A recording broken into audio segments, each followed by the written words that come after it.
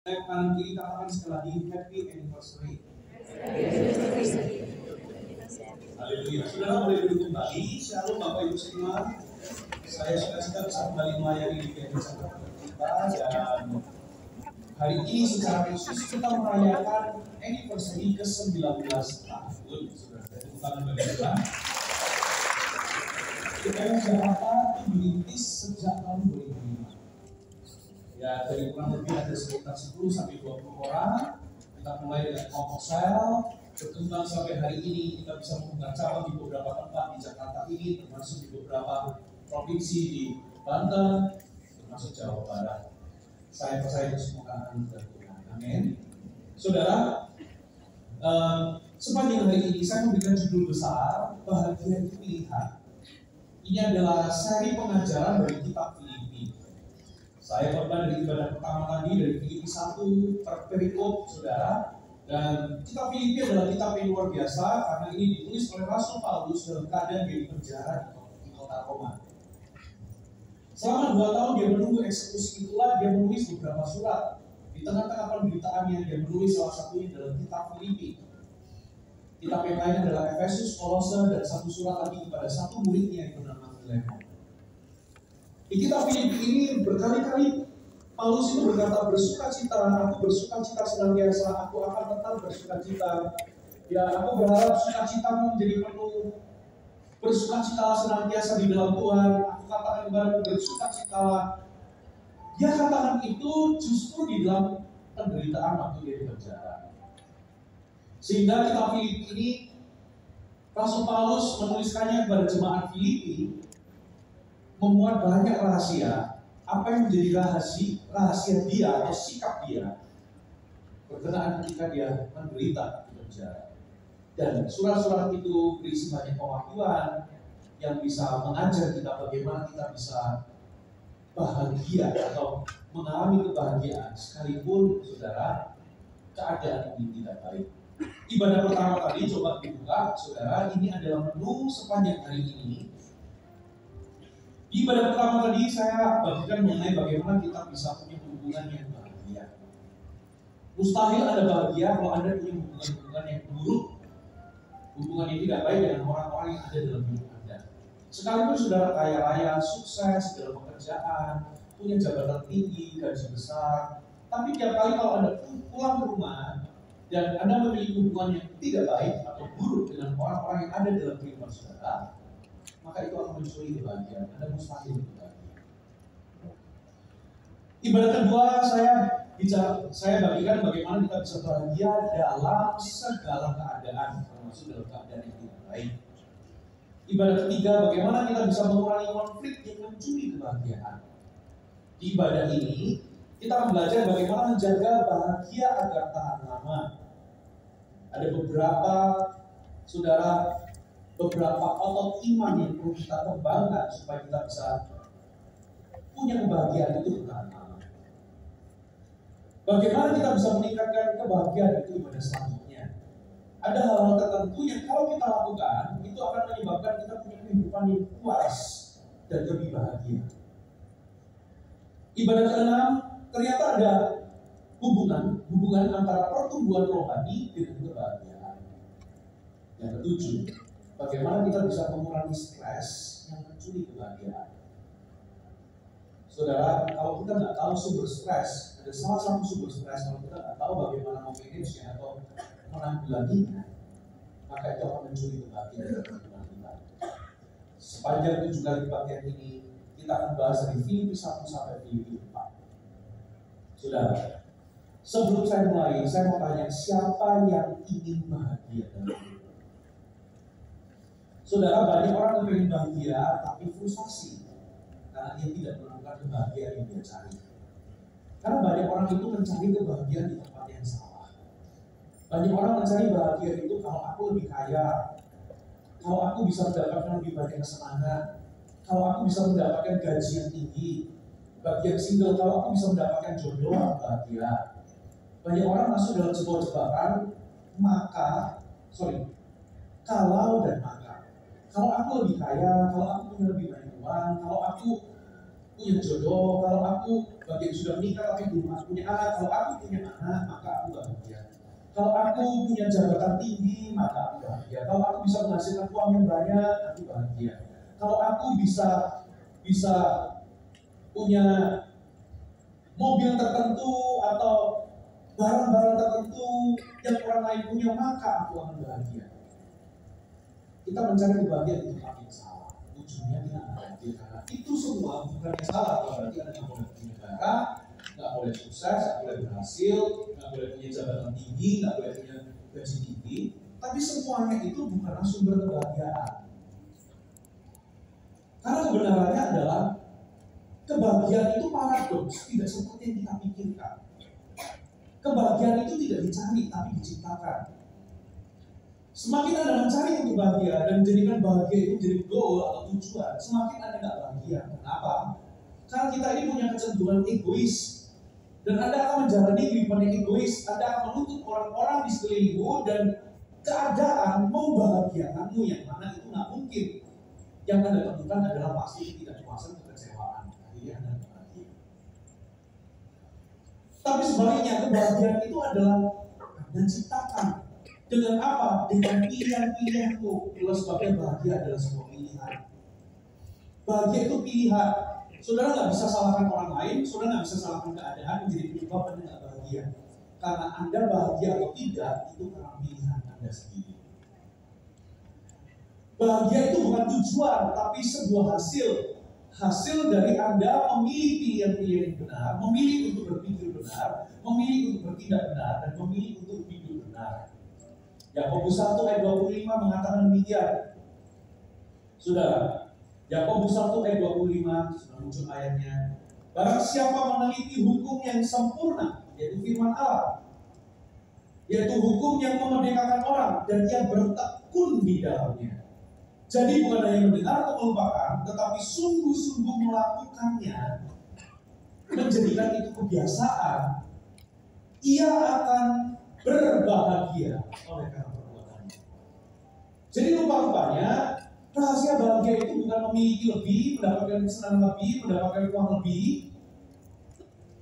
Tapi kebahagiaan itu adalah hasil dari Anda melakukan prinsip-prinsip kebenaran dalam kehidupan Anda. Ketika Anda membiasakan diri memilih pilihan-pilihan yang benar, bertindak benar, dan hidup benar, hasilnya bahagia. Katakan amin. Kalau Anda mau kerjalah penyebab, bukan hasil. Bahagia adalah hasil atau efek samping. Katakan amin. Nah, kebahagiaan yang didasarkan atas kebiasaan-kebiasaan yang Anda bangun untuk berpikir benar, memilih tindakan yang benar, dan hidup benar, itu akan menghasilkan kebahagiaan yang lebih bertahan lama. Sebaliknya, kebahagiaan yang didasarkan atas kejadian yang sesaat itu lebih gampang hilang atau tidak bertahan lama. Di ibadah-ibadah sebelumnya saya memberikan contoh. Anda itu kepilih berlibur ke Amerika dari sejak kecil sampai gede, nggak pernah keturunan. Lalu Anda nabung sampai satu titik Anda akhirnya punya uang untuk berlibur ke Amerika. Selama 2 minggu Anda merasa bahagia sepanjang Anda liburan di situ. Disneyland, pergi kemana. Tapi begitu pulang ke Indonesia, ketika Anda menghitung berapa uang yang Anda habiskan, rasa bahagia tiba-tiba lenyap seketika. Ketika aku kepengen ke satu tempat, katakanlah, aku kepengen ke Korea, aku kepengen melihat ini. Begitu di situ ternyata apa yang Anda lihat tidak seperti yang Anda harapkan. Kebahagiaan lenyap seketika. Bapak Ibu, itu sebabnya kebahagiaan yang lebih didasarkan kepada kejadian yang sesaat tidak bertahan lama. Tapi kebahagiaan yang dihasilkan didasarkan dari Anda mengembangkan kebiasaan-kebiasaan untuk melakukan prinsip kebenaran firman, hasilnya kebahagiaan itu lebih bertahan lama. Yang setuju katakan amin. Nah, hari ini saya akan lanjutkan pembacaan saya. Sekarang kita baca dari Filipi pasal 2 ayat 12 sampai 18. Kalau Anda punya waktu, Anda bisa dengarkan ibadah-ibadah sebelumnya dan nanti ibadah-ibadah yang akan datang mungkin melalui online. Filipi 2 ayat 12 sampai 18. Hai saudara-saudara yang kekasih, kamu senantiasa taat. Karena itu, tetaplah kerjakan keselamatanmu dengan takut dan gentar. Bukan saja seperti waktu aku hadir, tetapi terlebih pula sekarang pada waktu aku tidak hadir, yaitu pada waktu dia sedang di penjara, waktu Paulus sedang di penjara. Tetap kerjakan keselamatanmu dengan takut dan gentar. Kata mengerjakan keselamatan di sini, kita sudah tahu, kita tidak pernah diselamatkan karena perbuatan baik. Kita tidak pernah bisa mengerjakan yang namanya keselamatan karena keselamatan adalah anugerah. Ada amin. Lalu apa maksud mengerjakan keselamatan di sini? Itu adalah, saudara, kalau Anda diselamatkan karena iman, Anda diselamatkan karena anugerah melalui iman. Jadi ketika Anda diselamatkan, di dalam dirimu itu ada iman. Jadi yang dikerjakan itu adalah iman. Iman itu seperti otot. Anda pergi ke tempat fitness atau ke gym bukan untuk mendapatkan otot. Karena otot itu Tuhan sudah berikan. Katakan amin. Tapi Anda pergi ke gym adalah untuk mengembangkan otot yang sudah ada, yang Tuhan sudah berikan dalam kehidupan Anda, supaya lebih kuat, lebih besar. Begitu pula, saudara, keselamatan itu Tuhan sudah berikan. Tapi mengerjakan keselamatan itu berarti Anda mengerjakan iman yang Tuhan sudah berikan dalam kehidupan Anda. Ketika Anda diselamatkan pertama kali Anda mendengar berita Injil. Jadi bagian kita adalah mengerjakan otot iman. Kerjakan iman kita, bangun iman kita. Nah, ada 5 hal yang merupakan praktek iman yang perlu Anda kembangkan supaya Anda itu punya kebahagiaan itu bertahan lama. Katakan amin. Yang pertama, coba kita baca ayat selanjutnya. Dikatakan begini. Filipi pasal 2. Oke. Karena Allah lah yang mengerjakan di dalam kamu, baik kemauan maupun pekerjaan menurut kerelaan. Katakanlah Allah mengerjakan di dalam kamu. Saudara, salah satu pencuri kebahagiaan itu adalah Anda takut, lebih tepatnya takut merasa sedih. Firman Tuhan katakan Allah lah yang mengerjakan di dalam kamu. Poin pertama, saudara, bagaimana Anda bisa menjaga hati untuk tetap bahagia? Saudara harus ingat bahwa saudara tidak pernah sendirian, dan Tuhan itu selalu beserta kita. Saudara, ketakutan itu salah satu pencuri kebahagiaan.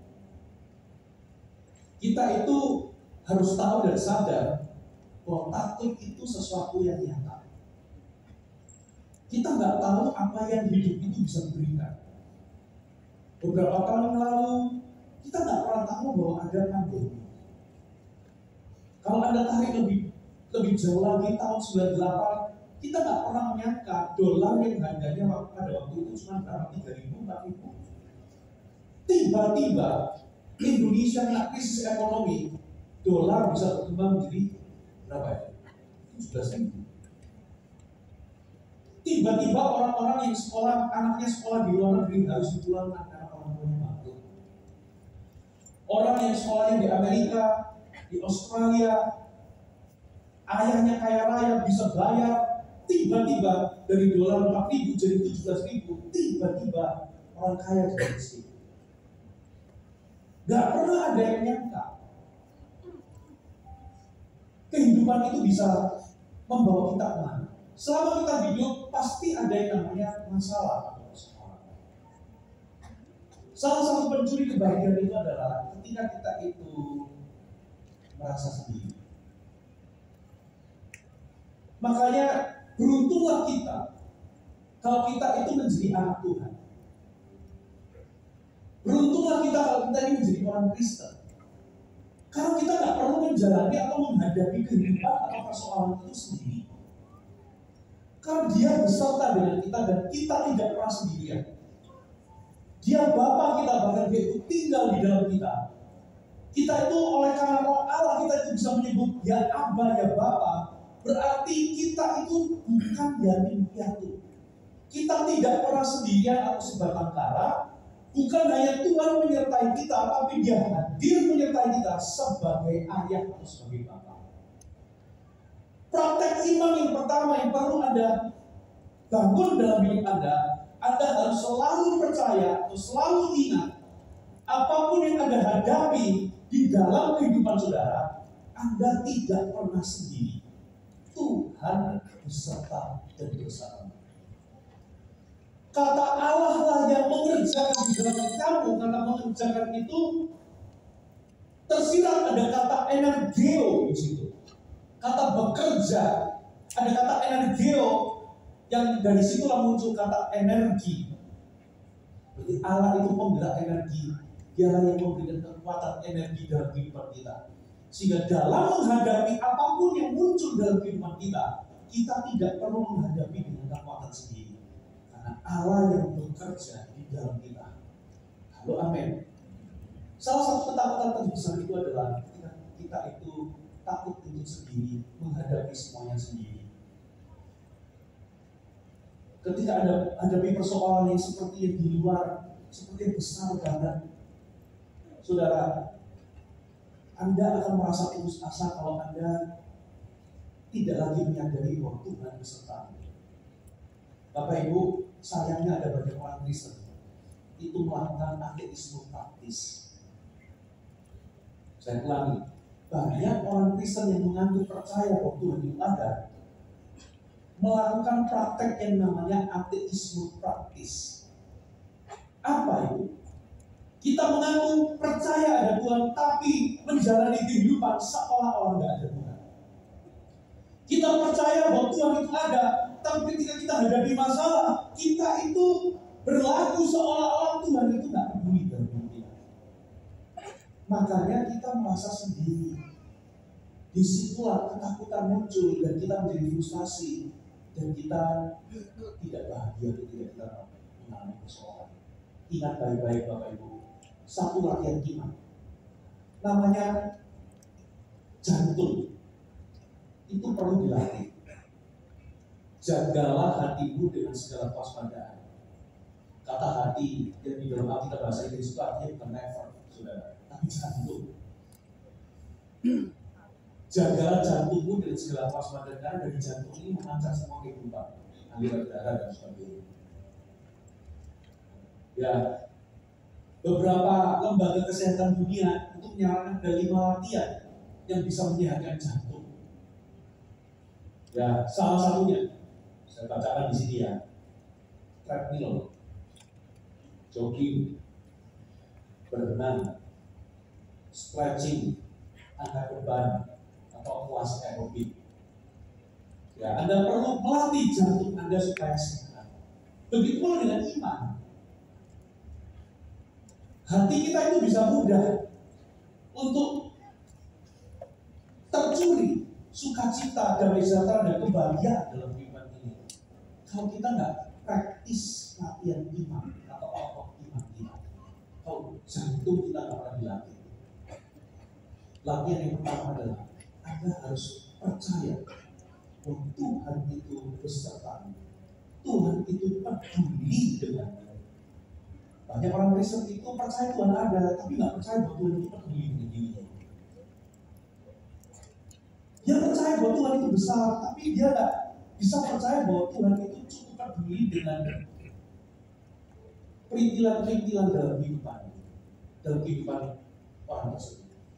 Tahukah saudara, Tuhan itu menghitung berapa rambut yang jatuh dari kepala kita. Dia tahu jumlah rambut kita. Dan satu lembar jantung itu pun harus seizin Tuhan. Berarti tidak ada perkara yang terlalu kecil sehingga Tuhan tidak peduli dengan kita. Ranti orang Farisi dan Saduki itu mirip-mirip. Raji Farisi itu orang yang mengaku Raji Herodes dan Farisi. Satu kali Yesus ngomong hati-hati sama Raji Herodes sama Raji Farisi. Kalau Herodes itu nggak percaya ke Tuhan, dialah Tuhan. Tapi orang Farisi itu percaya ada Tuhan, tapi dia tidak percaya bahwa Tuhan itu involved dalam kehidupan kita sehari-hari. Bapak Ibu, Tuhan itu involved dalam kehidupan kalian. Dia peduli, dia bersamamu, dan dia tidak akan membiarkanmu menghadapi segala sesuatu sendiri. Tapi Anda perlu melatih iman Anda harus percaya bahwa dia bersama. Katakan amin. Selama masih ada Tuhan, masih ada harapan. Seberapa mustahil apapun yang Anda alami, selama masih ada Tuhan, berarti ada jalan keluar. Seburuk apapun persoalanmu, selama masih ada Tuhan, masih ada pemulihan. Selama masih ada Tuhan, masih ada mujizat. Katakan amin. Walaupun tidak ada jalan, selama ada Tuhan, Tuhan bisa kita jalan. Prinsip yang pertama, pencuri kebahagiaan itu adalah takut merasa sendiri. Latihan iman yang pertama adalah Anda harus ingat selalu, percaya selalu bahwa saudara tidak pernah sendirian. Ada amin? Katakan buat kanan kiri, katakan kamu tidak sendiri. Latihan iman kedua, ayat 14 dikatakan begini: lakukanlah segala sesuatu dengan tidak bersungut-sungut dan berbantah-bantahan, supaya kamu tiada beraib dan tiada bernoda. Jadi kita lanjut nanti. Versi New Living Translation mengatakan, do everything without complaining and arguing, so that no one can criticize you. Lakukan segala sesuatu tanpa complaining, bersungut-sungut, dan arguing, berbantah-bantahan. Latihan iman kedua, kalau Anda ingin hidup lebih bahagia, Anda ingin kebahagiaan itu bertahan lama dalam kehidupan Anda, kembangkan kebiasaan bersyukur. Hindari bersungut-sungut dan hindari memperkarakan atau mempertengkarkan hal-hal kecil. Ini adalah latihan pokok, saudara. Kelihatannya simpel, tapi ini kadang-kadang sulit untuk dilakukan. Karena kita ini punya tendensi mengeluh. Betul atau tidak? Kita punya tendensi untuk ngomel. Di ibadah pertama tadi, salah satu bagaimana Anda bisa punya hubungan lebih bahagia dengan orang-orang yang ada dalam hidup Anda. Rasul Paulus itu menyarankan untuk dia berkata begini, aku selalu mengucap syukur kepadamu aku selalu mengucap syukur kepada Tuhan setiap kali aku mengingatmu. Lalu dua ayat berikutnya dikatakan, aku mengucap syukur untuk persekutuanmu akan berita Injil dari hari perintisan sampai hari ini. Aku mengucap syukur atas semua kebaikan yang melakukan kepadaku. Saudara, jemaat Filipi, merintis jemaat Filipi itu nggak gampang, banyak penganiayaan. Dan membentuk jemaat Filipi itu nggak gampang, karena nggak semuanya itu domba. Banyak orang sulitnya juga. Tapi Paulus berkata, setiap kali aku ingat kamu, hal pertama yang aku lakukan bersyukur. Beda dengan kita. Coba setiap kali Anda ingat orang-orang yang ada dalam hidup Anda, pasangan Anda, anak, ya siapa? Tertua, menantu, kayak orang tua. Ya, apa yang kita sering lakukan? Bukan bersyukur, nggak mungkin bersyukur. Karena itu against our nature. Makanya perlu latihan iman yang disengaja. Yang lebih otomatis kita lakukan adalah kita mengeluh, kita tidak puas, kita kecewa, kita ngomel, bersungut-sungut. Betul nggak? Kenapa itu terjadi? Karena semakin lama kita mengenal seseorang, semakin kita itu akan take it for granted atau meremehkan. Mau contoh, kapan terakhir Anda bersyukur punya tangan? Nggak pernah kan?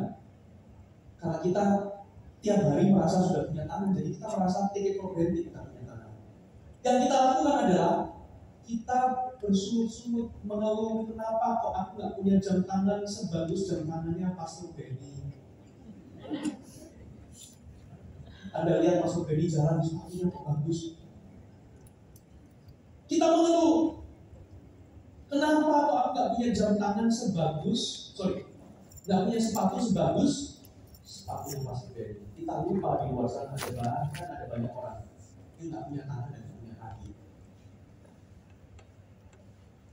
Saudara, kita take it for granted kita punya tangan, tapi kita lebih mengeluh kenapa kok nggak punya jam yang bagus.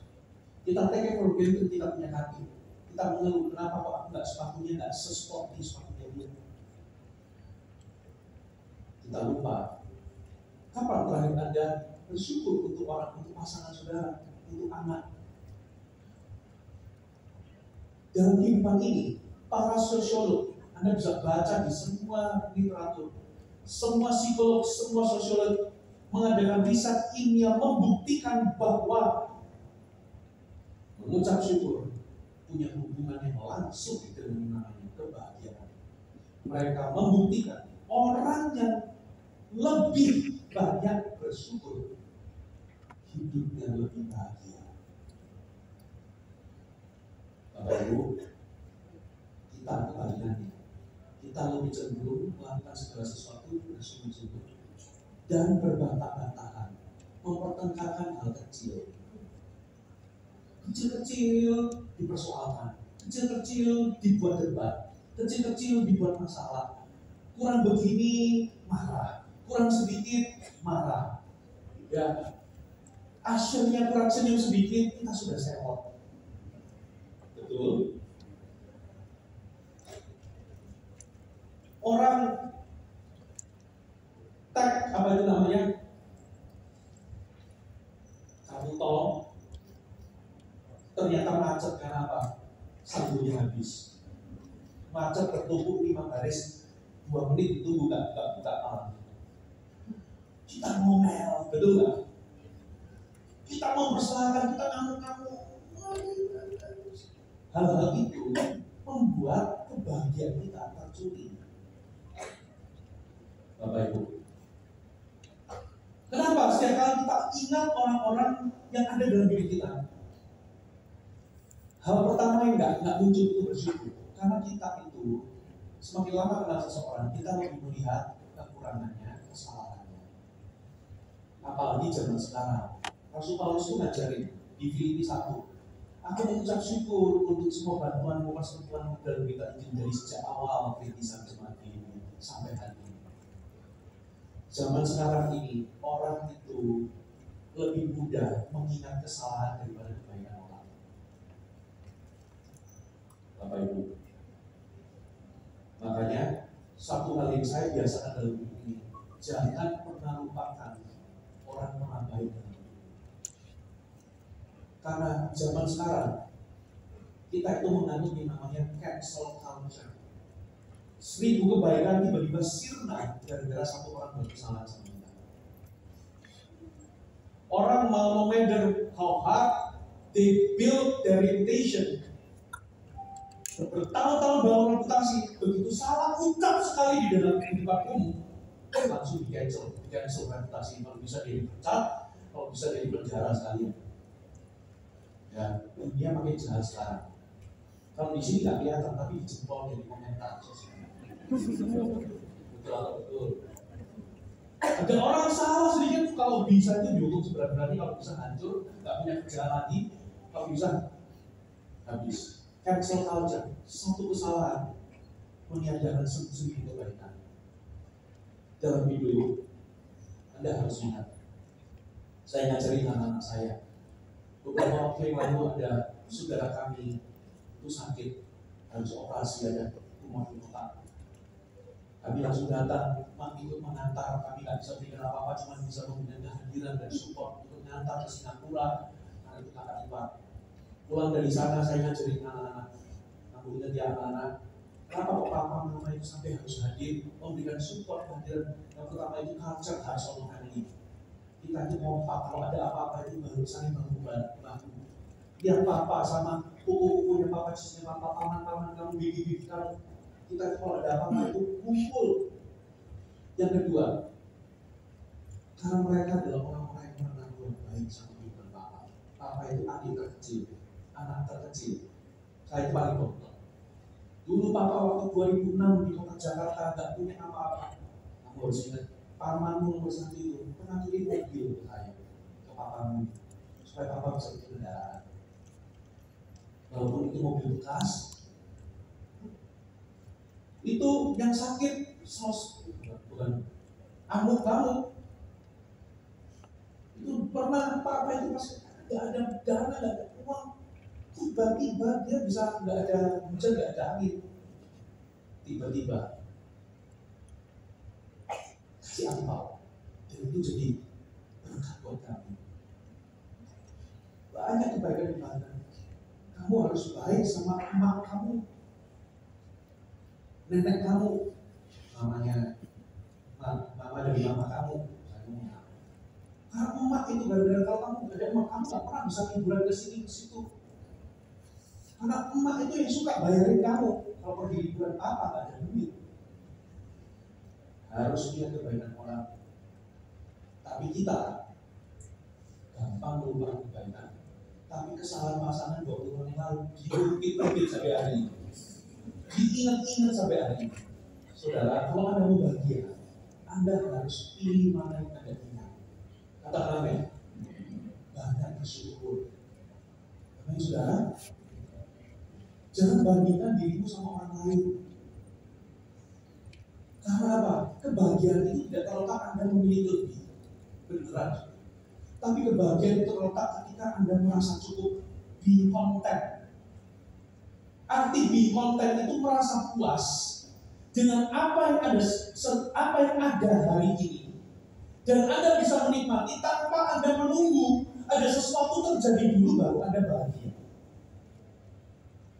Be content itu Anda merasa puas dengan apa yang Anda miliki hari ini, tanpa harus ada sesuatu terjadi dulu baru Anda bisa bahagia.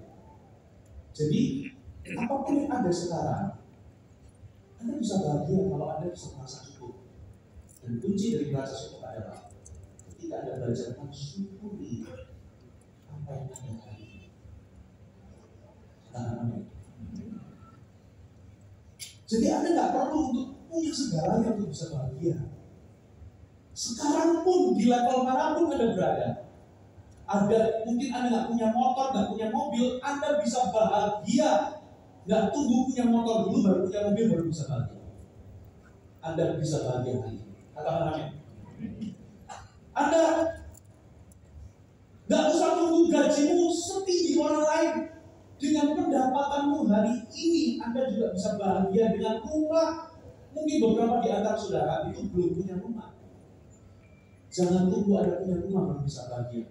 Walaupun mungkin masih ngekos atau masih kontrak, tapi kalau Anda bisa mencukupkan diri, be content dengan yang ada, bisa menikmati apa yang ada sekarang tanpa menunggu sesuatu terjadi dulu baru bahagia. Bapak Ibu, sekalipun Anda hari ini belum punya rumah, orang lain sudah punya rumah di hidup, Anda bisa bahagia. Tahun yang lalu, kurang lebih mungkin ada 18 tahun yang lalu atau 15 tahun yang lalu, saya lupa.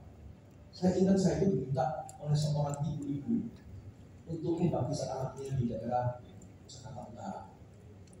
Jadi kami harus datang ke rumahnya. Rumahnya mewah, 4 atau 5 tingkat. Di ujungnya itu ada semacam cektor. Jadi ini orang kaya. Lalu kami masuk di mobil, kita menuju sebuah apartemen yang ada kolam renangnya. Saya bertugas untuk baptis. Di tengah perjalanan itu kita melewati sebuah daerah perumahan yang rumahnya itu lebih besar dan belakangnya itu ada kapal pribadi biasa. Nggak tahu ada apa. Waktu lewat ke situ, tiba-tiba ibu itu bisa nyeletuk, "Lu kapan ya bisa punya rumah seperti ini?" Nah, saya mendengar, saya di sampingnya, saya belum punya rumah. Nggak punya apa-apa. Dan dia yang punya rumah mewah masih kapan ya mengeluh bisa punya rumah segede ini. Lah ini hanya debu. Lah ya ini lebih menderita. Orang yang paling malang di muka bumi. Kita enggak tuh. And fulfill. Aku bahagia. Sekarang aku belum punya rumah. Kebiasaan mengucap syukur membuat lebih bahagia. Pencuri kebahagiaan itu bersungut-sungut, suka mengeluh, suka ngomel, nggak puas ini, nggak puas itu, hal kecil dipertengkarkan, kurang ini. Bapak Ibu, kalau Anda itu menuntut untuk dipuaskan, gini gampangnya begini. Kalau Anda itu sudah levelnya itu makan wagyu grade-nya yang paling tinggi, makan empal pasti nggak bahagia. Karena Anda sudah terbiasa makan yang enak-enak. Ngerti ya? Anda akan jadi orang yang menjadi sulit untuk bahagia. Karena apa? Anda nggak puas. Ini cuma ilustrasi ya. Nggak apa-apa kalau Anda memang sudah terbiasa begitu, nggak apa-apa. Tapi ini ilustrasi. Kalau Anda itu menjadi orang yang gampang nggak puas, Anda kan jadi orang yang hanya terus sulit untuk bisa bahagia. Ngerti ya? Sehingga Anda pergi berlibur ke hotel tertentu, lalu kalau kasurnya kurang begini, Anda jadi merasa bahwa aku gangguan, ngomel-ngomel, mengeluh. Ini hotel katanya bintang 5 kok begini. Akhirnya liburan Anda nggak bisa Anda nikmati gara-gara Anda banyak ngomel. Anda banyak musuh-musuh. Tapi coba kalau Anda itu, ya sudahlah, memang kadang hotel itu walaupun bintang 5 ada yang berbau sedikit, ada yang terlalu keras. Bantalnya juga sama, ada bantal yang pas, enak, tidur bangun sedang, ada bantal yang terlalu boros, ada bantal yang terlalu mengembang. Jika ada bangun itu kalau terlalu boros, sakit, terlalu mengembang, sakit juga. Gak ada yang 100% bisa fit atau pas. Padahal bintang 5. Ya sudahlah, kecil-kecil begitu, gak usah ngomel. Lalu amin. Gak usah mempertengkarkan hal kecil. Kenapa? Itu mencuri kebahagiaanmu. Pergi ke restoran, ya kadangkala restoran yang langganan Anda yang biasanya enak, kadangkala bisa jadi kokinya mungkin chefnya waktu itu lagi gabut atau lagi ada urusan rumah tangga belum selesai. Gorengnya mungkin nggak tahu paling bumbu apa, biasanya enak sekarang nggak enak, komplain marah-marah. Misalnya, ini apa aku bayar biasanya enak sekarang nggak enak apa dan sebagainya. Hilang kebahagiaan, betul nggak? Tengok kanan kiri. Jangan terlalu banyak bersungut-sungut. Amin. Jangan suka mempertentangkan hal-hal kecil. Katakan amin. Kalau Anda mau hidup lebih bahagia, Bapak Ibu, lebih banyak bersyukur. Amin. Lebih banyak ingat kebaikan orang daripada kesalahan orang. Amin, saudara. Itu akan membuat lebih bahagia. Dan saya mau kasih tahu. Ngomong mah gampang. Karena itu against our nature. Pulang dari kebaktian ini pasti Anda akan diuji dicoba. Iya, ada di restoran nanti makanannya nggak enak. Nanti pelayanannya nanti biasanya ini tiba-tiba pelayan kesenggol gini, cipralan teh. Ngomel apa enggak? Kenapa ini itu sederhana tapi sulit? Karena itu against our nature, our culture. Makanya ini adalah sebuah latihan pokok, latihan iman. Harus kita sengaja untuk kita lebih banyak bersyukur. Amin. Yang berikutnya, yang ketiga, coba kita lihat ayatnya yang ke-15. Supaya kamu tiada beraib, tiada bernoda sebagai anak-anak Allah yang tidak tercela di tengah angkatan yang bengkok hatinya dan sesat ini, sehingga kamu bercahaya di antara mereka seperti bintang-bintang di dunia. Katakan tiada beraib, tiada bercela sebagai anak Allah yang tidak bercela di tengah angkatan yang bengkok dan sesat. Apa maksudnya ini? Anda harus jaga hati nuranimu tetap murni kalau Anda mau bahagia. Dengan kata lain, salah satu pencuri kebahagiaan itu adalah tuduhan, rasa bersalah, rasa malu, ya, accusation, guilt, shame. Ini muncul ketika kita itu hidup tidak benar. Kalau Anda mulai hidup tidak benar, Anda hidup beraib, Anda hidup bernoda, Anda hidup bercela, itu akan mencuri damai sejahtera dan kebahagiaan dalam hidup Anda. Contoh, kalau Anda itu nolong korupsi, Anda nggak bisa tidur dirinya, Anda kepikiran takut ketahuan. Dan Anda di hadapan Tuhan, hatimu itu selalu merasa ada nggak beres. Ada guilt, ada shame, apalagi kalau iblis mendakwamu. Makanya beberapa orang yang selingkuh biasanya orang yang menyimpan rahasia itu merusak hati, hidupnya nggak tenang. Karena dia simpan rahasia, dia selingkuh. Selalu ada sesuatu yang menghantui hati, nggak plong, nggak damai sejahtera. Karena dia hidup dalam gelap. Kalau Anda hidup nggak benar, Anda akan kehilangan damai sejahtera. Makanya latihan iman yang perlu Anda lakukan adalah Anda perlu menjaga hati tetap bersih. Kalau Anda melakukan kesalahan, segera bereskan, bertobat, akui dosamu, minta ampun di hadapan Tuhan. Karena Ia setia dan adil yang mengampuni dosa kita dan menyucikan kita dari segala kejahatan. Katakan amin. Berbahagia dikatakan begini, satu ayat, coba kita baca Bapak Ibu. Mazmur 32. Kita baca ayat yang pertama dan kedua. Berbahagialah, kalau sudah muncul kasih semua. Oke. Berbahagialah orang yang diampuni pelanggarannya, yang dosanya ditutupi. Berbahagialah manusia yang kesalahannya tidak dipenuhi Tuhan dan yang tidak berjiwa baik. Firman Allah hidup. Kasih yang lain berkata, alangkah bahagianya orang yang kesalahannya diampuni. Alangkah besar sukacitanya apabila dosa-dosanya sudah ditutupi. Alangkah lega hatinya orang yang telah mengakui dosanya dan Allah telah menghapuskan semua dosanya. Ada kata alangkah bahagia, alangkah sukacitanya, alangkah leganya. Bukankah ini dicari orang? Bahagia, sukacita, lega. Orang yang tidak berjiwa penipu itu tidak menutupi kesalahannya, tidak menyimpan kesalahannya, tapi mengaku di dalam Tuhan, bertobat minta ampun. Makanya kalau Anda hidup benar, kebahagiaan itu akan jadi bagian.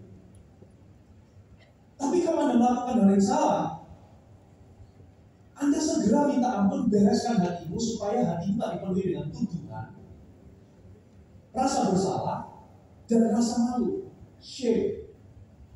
Saya pernah khotbah di sini. Apa bedanya rasa bersalah dan rasa malu? Kalau rasa bersalah itu adalah sebuah perasaan yang muncul karena Anda melakukan kesalahan. Tapi rasa malu itu lebih menghantam kepada identitas. Ya, orang yang melakukan kesalahan itu biasanya yang merasa bahwa aku ini kokoh, aku bodoh, aku pecundang, aku gak berguna, aku gak bisa apa-apa, aku bukan suami yang baik, aku bukan. Itu hantamnya kemana? Itu rasa malu. Itu lebih dalam. Nah, itu sebabnya bereskan dosa, hiduplah benar. Katakan amin. Jaga hatimu tetap murni di hadapan Tuhan. Itulah rahasia hidup bahagia. Latihan iman keempat, saudara. Ayat 16 dikatakan begini, sambil berpegang pada firman kehidupan, agar aku dapat bermegah pada hari Kristus, bahwa aku tidak percuma berlomba dan tidak percuma bersusah-susah. Katakan berpegang pada firman kehidupan. Poin keempat, saudara, apa yang bisa salah satu pencuri kita itu bisa kehilangan kebahagiaan itu adalah kita melupakan janji Tuhan. Makanya latihan iman keempat atau iman yang keempat adalah berpegang kepada firman dan menghidupinya. Berpegang kepada firman dan menghidupinya. Salah satu pencuri kebahagiaan itu adalah kekhawatiran. Katakan kekhawatiran. Kekhawatiran itu kata Alkitab tidak produktif dan tidak berguna. Adakah orang gara-gara kekhawatirannya itu menambah sehasta pada jalan hidupnya? Ada. Kekhawatiran itu tidak bisa mengubah masa lalu dan tidak bisa menciptakan masa depan yang baik. Dengan kata lain, worthless, tidak berguna, tidak produktif. Yang ada kekhawatiran itu bisa mencuri banyak hal yang baik dalam kehidupan Anda. Makanya, Bapak Ibu, satu-satunya Anda itu bisa handle kekhawatiran adalah Anda berpegang kepada janji dan firman. Perhatikan saya. Kalau Anda tahu caranya khawatir, sebetulnya Anda tahu caranya beriman. Saya ulangi. Kalau Anda itu hari ini tahu caranya untuk khawatir, berarti sebetulnya Anda juga tahu caranya untuk beriman. Bagaimana cara Anda khawatir? Gampang. Khawatir itu adalah ketika Anda menempatkan satu pikiran negatif di pikiran Anda, lalu Anda pikirkan itu berulang-ulang, siang Anda pikirin, malam Anda pikirin waktu mau tidur, Anda pikirkan itu, lalu hatimu jadi khawatir. Betul? Dengan cara yang sama, sebetulnya iman juga sama. Apa itu iman? Anda ambil satu firman Tuhan, Anda pikirkan itu siang dan malam, pikirkan itu, mau tidur dipikirkan itu, akhirnya hati Anda jadi penuh iman, punya kekuatan, dan apa? Penuh dengan masalah. Masalah tetap ada, tapi yang keluar iman, keberanian. Coba Anda pikirin, kata dokter ini kalau nggak segera ditindak akan menyebar. Vonisnya ini sudah stadium 3. Ini stadium 3 sudah disebut. Anda pikir, ini kalau nggak segera ditindak, aku bisa mati, aku bisa begini. Anda pikirkan itu siang dan malam, hasilnya Anda panik, Anda takut, dan Anda takut.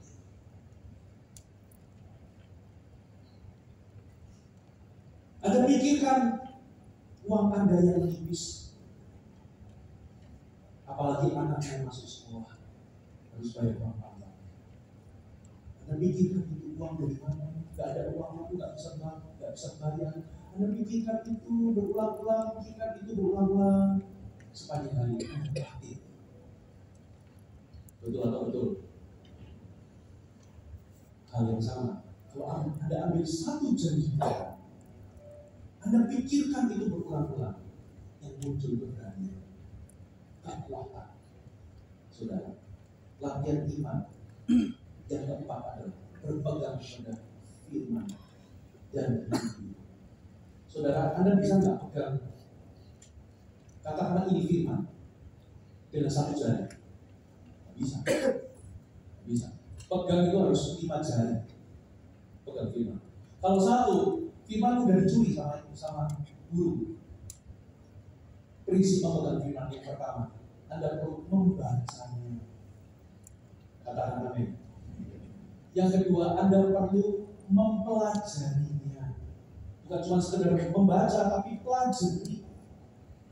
Yang ketiga, Anda perlu merenungkannya. Dipikirkan berulang-ulang, dipunya lagi. Yang keempat, Anda perlu menghafalkannya. Anda perlu ingat-ingat. Yang kelima, Anda perlu mempraktekkannya. Kalau Anda lakukan firman itu dengan 5 kali itu, Anda bisa pegang, itu namanya pegang firman dalam hidup ini. Pegang firman jadi pokok. Ada amin. Yang terakhir, Anda masih bersama dengan saya, amin. Ayat yang ke-17 sampai 18. Tetapi sekalipun darahku dicurahkan pada korban dan ibadah iman, aku bersukacita dan aku bersukacita dengan kamu sekalian. Dan kamu juga harus bersukacita demikian, dan aku bersukacitalah dengan aku. Paulus berkata, sekalipun kalau aku ini jadi korban di dalam pelayananku terhadap kamu, ya, darahku dicurahkan pada korban ibadah iman, itu maksudnya demi aku membangun jemaat supaya iman bertumbuh dan aku itu jadi korban di dalamnya. Aku bersukacita, aku berbahagia, dan kamu juga harus bersukacita dan berbahagia demikian sehingga kamu dan aku bisa berbahagia bersama-sama. Apa yang Paulus coba ajarkan di sini? Ternyata rahasia bahagia itu adalah melayani. Poin yang keempat, poin kelima, latihan iman kelima untuk menjaga hati Anda punya kebahagiaan bertahan lama adalah pakailah hidup Anda untuk melayani. Pakai hidup untuk melayani. Bapak Ibu, banyak orang mencari kebahagiaan di tempat yang salah. Dengan cara apa? Pemenuhan keinginan atau kebutuhan pribadi. Aku ingin mendapatkan pelayanan lebih banyak. Aku ingin mendapatkan kesenangan lebih banyak. Aku ingin mendapatkan uang lebih banyak. Aku ingin mendapatkan hiburan lebih banyak. Mendapatkan. Banyak orang selalu untuk ngomong, aku itu nggak pernah taruh batas kepada mataku. Aku punya istri berapa, kesenangan kemewahan, tapi dikatakan semuanya kosong sia-sia. Ternyata itu semua bukan sumber kebahagiaan. Tapi rahasia orang hidupnya itu bisa puas dan bahagia justru bukan begini, tapi melayani dan memberi. Katakan amin. Survei membuktikan, Bapak Ibu, orang yang melayani dan berkorban. Ada sebuah studi, ternyata orang-orang yang melayani dan berkorban itu lebih bahagia. Ya, dunia kalau kamu mau bahagia, kamu harus dapatkan kesenangan lebih, kamu harus dapat pelayanan lebih, kamu harus begini begitu. Tapi utara poin bukan itu, saudara. Coba kita buka sama-sama Matius 20 ayat 28. Matius 20 ayat 28. Sama seperti anak manusia datang bukan untuk dilayani, melainkan untuk melayani dan untuk memberikan nyawanya menjadi tebusan bagi banyak orang. Perhatikan, anak manusia datang bukan untuk dilayani, melainkan untuk apa? Melayani dan untuk apa? Perhatikan kata ada untuk melayani, memberi. Kalau Anda mengikut Yesus, tapi tidak melayani dan memberi, Anda tidak mengikut Dia. Dua hal ini harus ada. Halo, amin. Bapak Ibu, saya masih ingat, saya sering cerita di sini. Ada satu momen kami punya 17 tahunan, lalu saya mendengar kok saya merasa terlayani dari pelayanan. Saya open aja ya. Satu kali kami kumpulkan uang sejumlah berapa juta, berarti kurang lebih 10 Tapi bertahun-tahun yang lalu, bagi kita itu uang besar. Satu kali waktu Tuhan itu sudah gerakan saya untuk memberkati seorang hamba Tuhan. Waktu saya landing, saya rasa bergerakan Tuhan. Tapi saya nggak yakin, jangan-jangan bisa jadi suara setan. Terus saya dijemput sama istri. Kamu tiba-tiba istri saya ngomong hal ini sama. Saya nggak bisa lupakan. Ternyata ini benar. Jadi kami datangi, lalu kami melepas berkat itu untuk orang. Bapak Ibu teruskan. Kalau mau jujur-jujuran, kami bokek setelah itu. Sudah kita lepas. Tapi ada sebuah perasaan yang tidak bisa saya pungkiri. Begitu saya melepas, ada sukacita yang sulit saya jelaskan. Bisa sekali, bisa sukacita. Padahal saya nggak punya uang. Saya tidak. Makanya ada kata firman, lebih bahagia memberi dari memberi. Orang kalau dikasih ya masih senang dong. Tapi ada sesuatu yang ketika Anda memberi, itu mengisi sesuatu, memberi, membuat Anda itu lebih puas dari itu sukacita. Melayani juga sama, Bapak Ibu. Istri saya itu melatih diri untuk kita itu cenderung berdoanya begini, Tuhan berkati aku lebih. Betul. Istri saya satu kali pernah diajar kita ini berdoa ngobrol dan sebagainya. Tuhan, aku mau setiap tahun itu level pemberian itu meningkat. Gak cuma level berkat yang meningkat, tapi level pemberian kami itu bisa memberi setiap tahun itu lebih. Saya perlu cerita dari sini.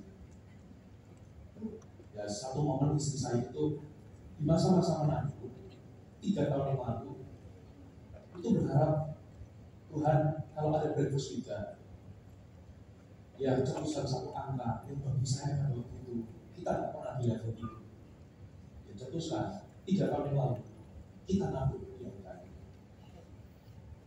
lalu dia berasa saya bukan berasa tahun depan kita akan memberi segini dia double angka rupa-rupanya tahun depannya kita nggak bisa memberi bahkan separuhnya nggak bisa. Istri saya sedih. Aduh, kami nggak bisa atur uang, nggak bisa atur uang. Kami tahun ini mau memberi lebih dikit dari tahun lalu.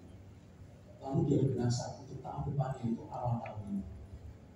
Dia double angkanya.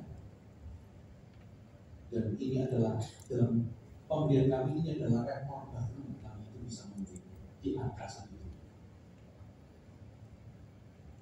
2 hari sebelum hari Senin, hari Sabtu, betul-betul kita tidak ada dananya seperti yang kami rasakan.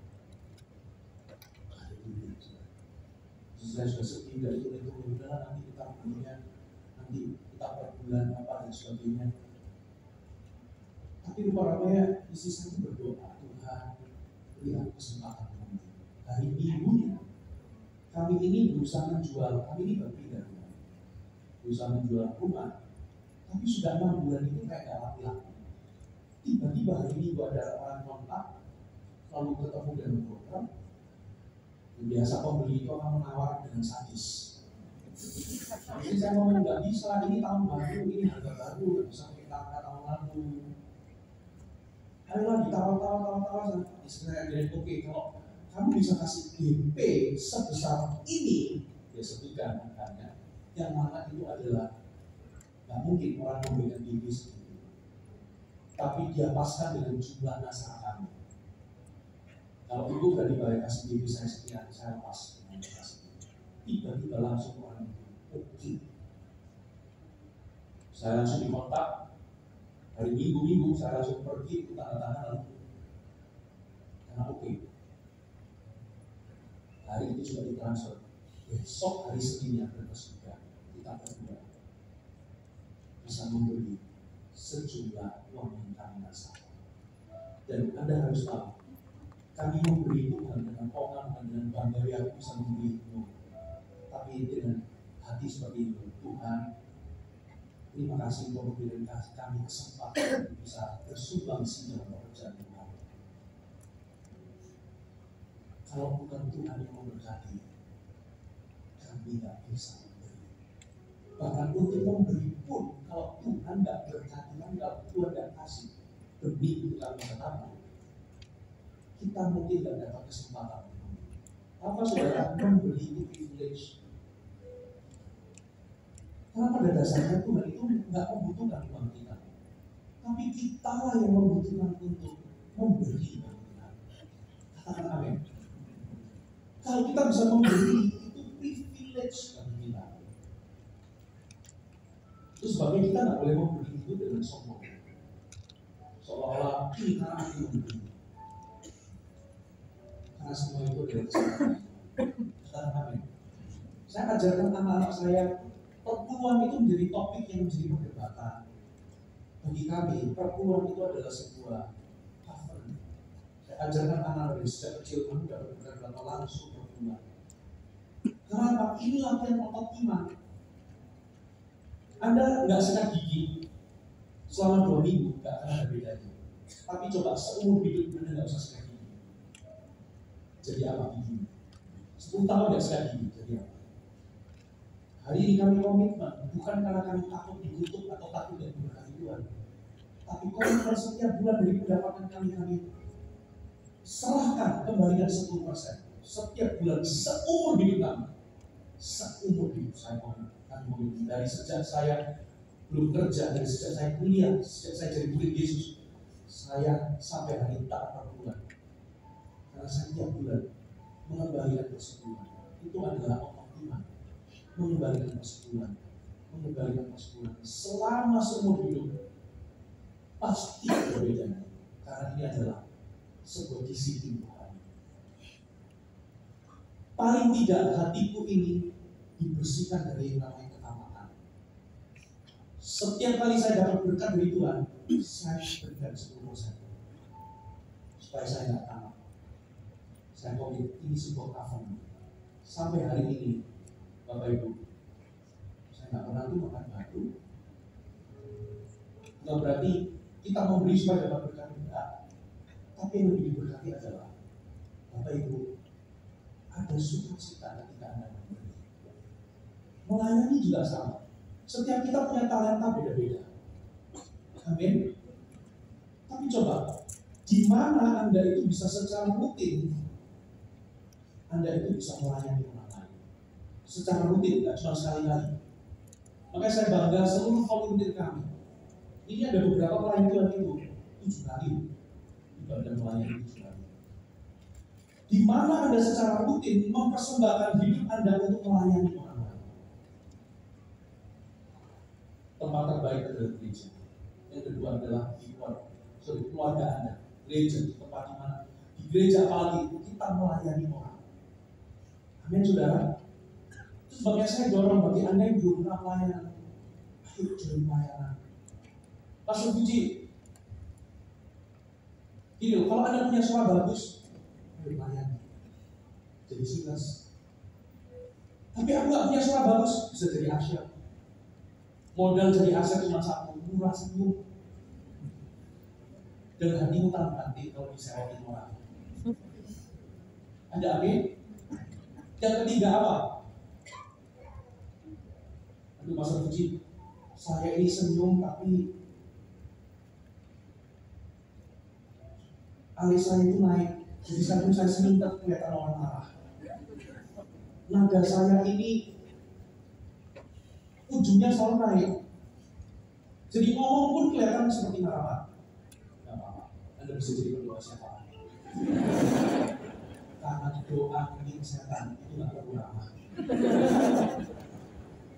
Apapun kita bisa melayani.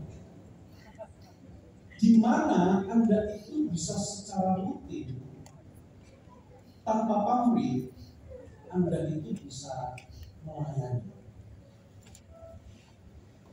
Survei kita, orang yang fokus ke dalam mendapatkan dengan yang memberi, melayani, memberi. Orang yang melayani memberi lebih baik.